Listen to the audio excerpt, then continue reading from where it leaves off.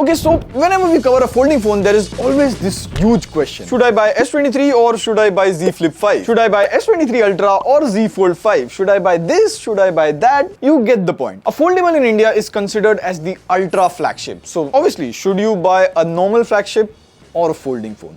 Think about it. Or save that money and mutual funds. International trip. Well, to answer that question, I've been using the Z Fold 5 for about 60 days now. And this fold has seen it all. It has been on the Rapido ride, it has been in the running shots, I have dropped it. Oops. So what I've understood so far is the folding phone is a super phone and it might be the phone for the right person. Let me explain. First of all, you get normal flagship smartphones or bar phones like S23 Ultra, S23, Xiaomi 13 Ultra, even the iPhone 15 Pro Max, and it was kind of disappointing this year to see no rumors or teases about Apple Fold. Like Apple might make an iPhone flip, but nothing in the event. Guess what the price of the iPhone foldable will be? Like I cannot still digest 1.6 lakh for iPhone 15 Pro Max. The Z Fold 5 comes under 1.5 lakh, which is like two phones in one. Like, come on, Apple.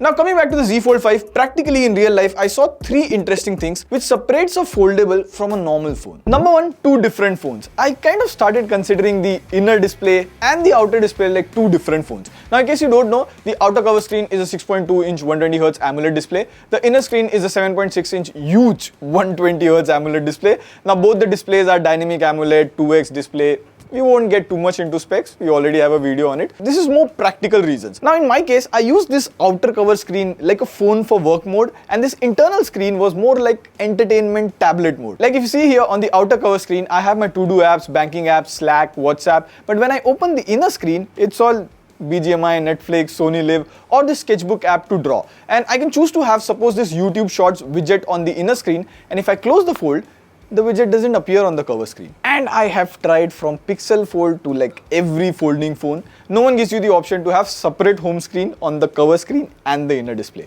And more than a software feature, it's like you understand and consider these both screens as different phones.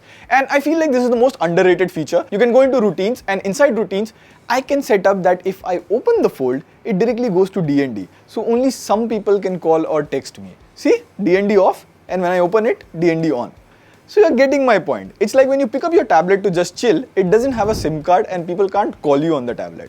And your personal and work life is so mixed in these smartphones, it's very hard to separate them in a normal smartphone. Like again, when the fold is unfolded and if I touch the fingerprint scanner, the phone doesn't unlock. I have to press it to unlock. But when I open the foldable and now I touch the fingerprint scanner, the phone unlocks. And I like this because I usually hold the Fold 5 this way and the finger always touches the fingerprint scanner. So every setting here can be tweaked to work different when folded and when unfolded. This kind of replicates the two devices into one feeling, which is not possible on a normal smartphone. And I can go on and on about software features, but let's move to number two, which was kind of unexpected. Like you get this big screen, and usually Fold is a productivity device, but I enjoyed the inner screen like a tablet. The other day I was watching a very good movie, Aligarh, on this, and it's fun to see movies on the bigger screen.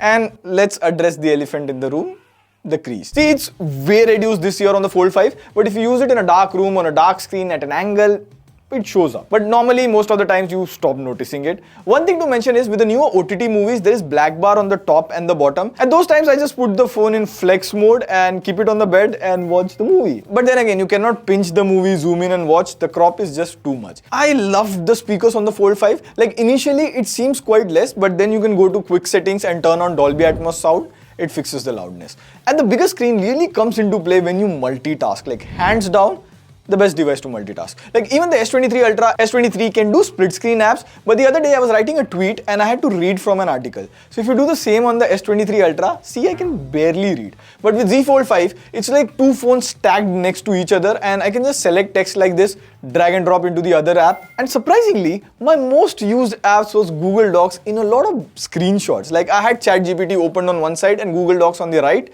I could just ask ChatGPT for text, drag and drop in Google Docs. Pro level copying, very convenient. Like all of this multitasking reduced my itch to use the laptop. Like I follow Your Stories newsletter every morning for latest news, and I enjoyed reading newsletter on this bigger display. I used to do this on my laptop, although I'm not saying the Fold 5 can replace a laptop, of course not. A laptop is a laptop, but it very well fills the gap for a tablet somewhere between a phone and a laptop. Also, I had the S Pen, and the S Pen doesn't work on the cover screen, it only works on the inner display. And the S Pen has some really good support with sketching apps like Sketchbook. I drew these sketches on the Z Fold 5. Now the S Pen case costs a whole 8,000 rupees. Way too expensive. So if you know you will use it, buy it along with the Z Fold 5, you'll get a very good discount. And then number 3 was gaming. Like, the good thing is, unlike videos, Android games adapt to the bigger screen quite well. So any game from BGMI to Call of Duty to eFootball all looks much better on a bigger screen. It's altogether a tablet-like gaming experience, and this is the best. Since you get Samsung DeX on the Z Fold 5, I can connect an HDMI cable to the phone and I can play the same games on a TV screen.